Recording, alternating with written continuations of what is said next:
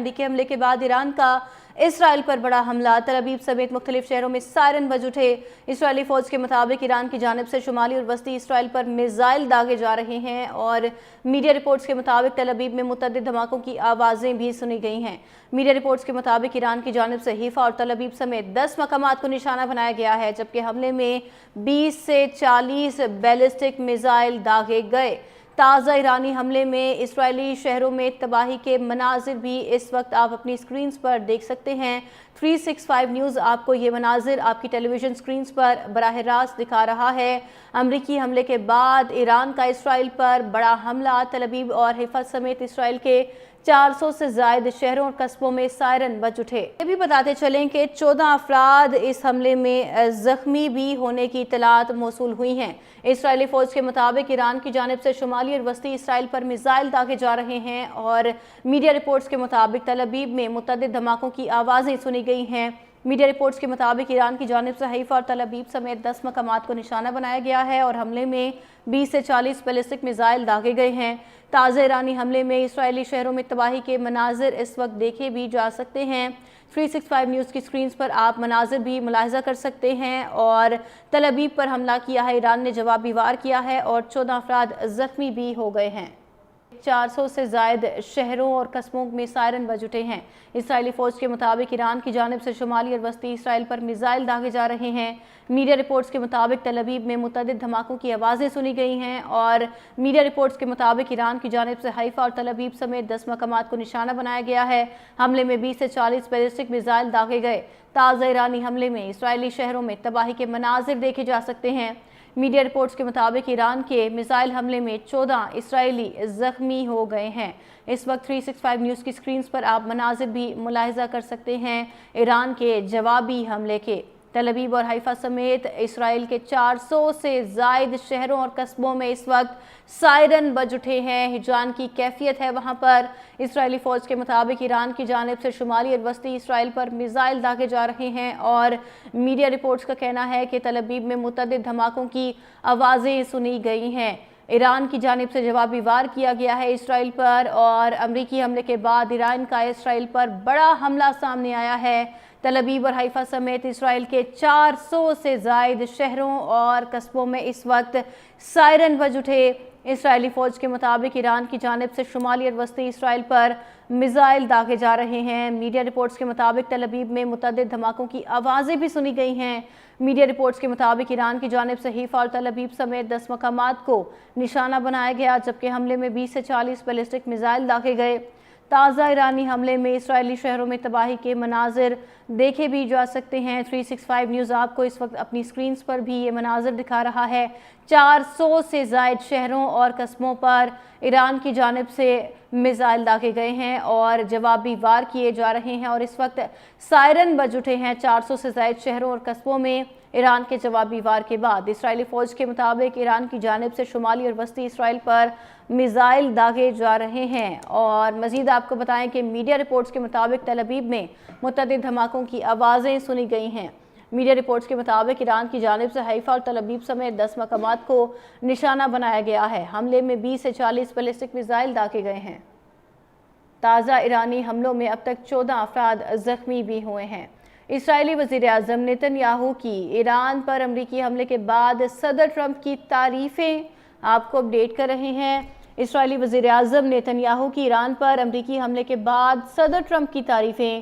Nitin Yahoo کا کہنا ہے کہ صدر ٹرمپ کی قیادت نے تاریخ کا نیا محور تخلیق کیا ہے اور یہ محور مشرق وسطی اور اس سے آگے خوشحالی اور امن کے مستقبل کی طرف لے جانے میں مدد دے سکتا ہے، جبکہ اسرائیلی وزیر اعظم نے کہا کہ وہ اسرائیلی عوام صدر ٹرمپ کے شکر گزار بھی ہیں۔ صدر ٹرمپ نے آپریشن مکمل ہونے کے فوری بعد انہیں کال کی ہے۔ نیتن یاہو کی جانب سے کیا کہا گیا؟ دوسری جانب ایران نے UN سیکیورٹی کونسل کا ہنگامی اجلاس بلانے کی درخواست کر دی ہے۔ ایران کی جانب سے درخواست امریکی حملوں کے بعد پیدا ہونے والی صورتحال پر غور کے لیے کی گئی ہے۔ ایرانی وزیر خارجہ عباس عراقچی نے امریکی حملہ UN چارٹر کی خلاف ورزی قرار دیا ہے۔ اقوام متحدہ کے ہر رکن کو اس انتہائی خطرناک، غیر قانونی اور مجرمانہ طرز عمل پر تشویش میں مبتلا ہونا چاہیے۔ عباس عراقچی کا کہنا ہے کہ جوہری تنصیبات پر حملے افسوسناک اور قابل مذمت ہیں۔ امریکی حملے کے دیر پا نتائج ہوں گے۔ امریکہ کا حملہ بین الاقوامی قانون اور NPT کی بھی سنگین خلاف ورزی ہے۔ UN چارٹر کے تحت ایران کو اپنی خود مختاری، مفادات اور عوام کا دفاع کا حق حاصل ہے۔ جوہری تنصیبات پر حملے افسوسناک اور قابل مذمت ہیں۔ ڈاکٹر سعید الزماں ہمارے ساتھ ہی موجود ہیں، ایک بار پھر سے ڈاکٹر صاحب سے بات کر لیتے ہیں۔ ڈاکٹر صاحب، ایران کی جانب سے اب جوابی دفاعی حملے کیے جا رہے ہیں اسرائیل پر، اور 400 سے زائد شہروں اور قصبوں میں اسرائیل میں اس وقت سائرن بج رہے ہیں۔ سچویشن تو اس وقت ہاتھوں سے باہر ہوتی ہوئی دکھائی دے رہی ہے، کیونکہ ایک یہ پالیسی بھی بنائی گئی تھی یا سٹیٹ کی جاتی ہے USA کی جانب سے کہ اسرائیل پر حملہ، USA پر حملہ تصور کیا جائے گا، تو یہ کیا اسی پالیسی کو فالو کرتے ہوئے ایران اب جواب دے رہا ہے؟ میں تو کوئی شک نہیں کہ US اور اسرائیل ایک پیج پر ہیں اور وہ جوائنٹلی سیکیورٹی آرکیٹیکچر کو ریوائز کرنا چاہ رہے ہیں مڈل ایسٹ کے۔ لیکن امپورٹنٹ چیز یہ ہے کہ اسرائیل کے ساتھ تو US موجود ہے، ایران کے ساتھ کون؟ کیا ایران کے ساتھ کرے گا جیسے اسرائیل کو مجھے لگتا ہے جواب ہے نفی میں، کیونکہ اب تک اگر ہم دیکھیں چاہے وہ رشیا ہو، چائنا ہو یا باقی اسٹیک ہولڈرز ہوں، انہوں نے صرف اسٹیٹمنٹ سپورٹ کیا ہے ایران کو اور پیس اسٹیبلش کرنے کو اور ڈپلومیسی کی بات کی ہے۔ تو جو میں اسٹیبلش کرنا چاہ رہا ہوں، یہ جنگ اگر پرولانگ ہوتی ہے، no doubt about it, Hare stake holder کو نقصان ہوگا، خصوصاً اسرائیل اور ایران کو نقصان ہوگا، اس میں کسی کو شک نہیں ہونا چاہیے۔ لیکن اگر یہ پرولانگ ہوتی ہے تو مجھے لگتا ہے کہ اس کا خاتمہ قیمتی انسانی جانوں کے ضیاع کے ساتھ ہوگا، چاہے وہ جس طرف بھی، اور خطے کو بہت نقصان ہوگا۔ رشیا یوکرین وار کی اگر بات کریں تو یوکرین کیوں کر رشیا کے اوفینسو کے خلاف ڈٹا رہا اور اب تک ڈٹا ہوا؟ کیونکہ اس کو یورپی یونین اور ویسٹرن کنٹریز بشمول نیٹو کی سپورٹ حاصل ہے۔ جتنی بھی سیٹلائٹس ہیں، be it commercial, be it military, وہ یوکرین کی ڈیفینسو کیپیبلٹیز کو سپورٹ کر رہی ہیں، جس کی وجہ سے وہ رشیا اپنے آپ میں ایک بڑی فوجی طاقت ہے۔ یوکرین اب تک ڈٹا ہوا۔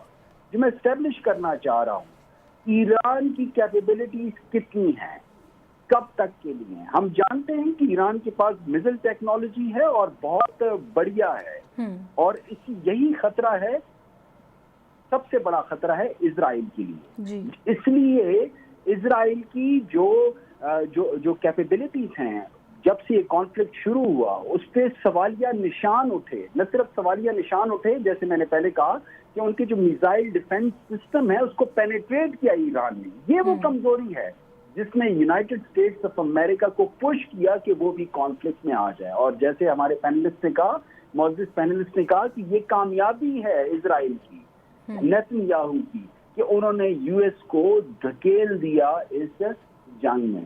اب اس کے خلاف آوازیں تو اٹھ رہی ہیں US کے اندر سے بھی، US کے باہر سے بھی، لیکن جو سب سے امپورٹنٹ فیکٹر جو میں سمجھتا ہوں کہ ہمیں دیکھنے کی ضرورت ہے کہ کتنی کیپیبلٹی ہے ایران کے پاس اس ریزسٹنس کے لیے۔ اس کیپیبلٹی کی بنیاد پہ ایران کی جو سویلین لیڈرشپ ہے، جو ملٹری لیڈرشپ ہے، وہ اپنی اسٹریٹجی ڈیوائز کر رہی ہوں۔ یقیناً جنگ میں جذبات، آئیڈیالوجی یہ بہت اہم ہوتی ہے، اس میں کسی کو شک نہیں ہونا چاہیے، لیکن اس سے بھی زیادہ اہم چیز ہے کیپیبلٹی۔ آج کل کے ٹیکنالوجیکل ایڈوانس دور میں جو ٹیکنالوجیز ہیں، AI based technologies, quantum computing, machine learning, آپ دیکھیے کہ ہائپرسونک میزائلز ہیں، اسپیس بیسڈ ٹیکنالوجیز ہیں، سائبر بیسڈ ٹیکنالوجیز ہیں، انہوں نے جنگ کے طریقہ کار کو ہی بدل دیا ہے، جس کو ہم بولتے ہیں چینجنگ پیٹرنز آف وارفیئر۔ تو یہ جو ٹیکنالوجی کا فیکٹر ہے جناب، یہ بہت امپورٹنٹ ہے، کس کے پاس کتنی ٹیکنالوجی ہے اور یہ اس جنگ کا دورانیہ کتنا بڑھتا ہے۔ یہ کچھ ایسے امپورٹنٹ پہلو ہیں اس جنگ کے جو کہ ڈٹرمائن کر رہے ہوں گے اس مڈل ایسٹ کے سیکیورٹی آرکیٹیکچر کو۔ لیکن جو سب سے امپورٹنٹ چیز ہے وہ ہے امن، اور اس کے لیے تمام اسٹیک ہولڈرز کو بیٹھنا ہوگا. یہ اختلافات ہیں, یقیناً اختلافات ہیں, انٹرسٹ مختلف ہیں, لیکن انسانیت کا بھرم قائم رکھنے کے لیے ان ملکوں کو جڑنا ہوگا. اور میں یہاں پہ ایک بات کہنا چاہتا ہوں جو لگے شاید تھوڑی سی عجیب, لیکن حقیقت شاید یہی ہے. دنیا میں اگر کوئی ایک انسان اس پیس پروسیس کو آگے لے کر چل سکتا ہے یا اس پیس قائم کر سکتا ہے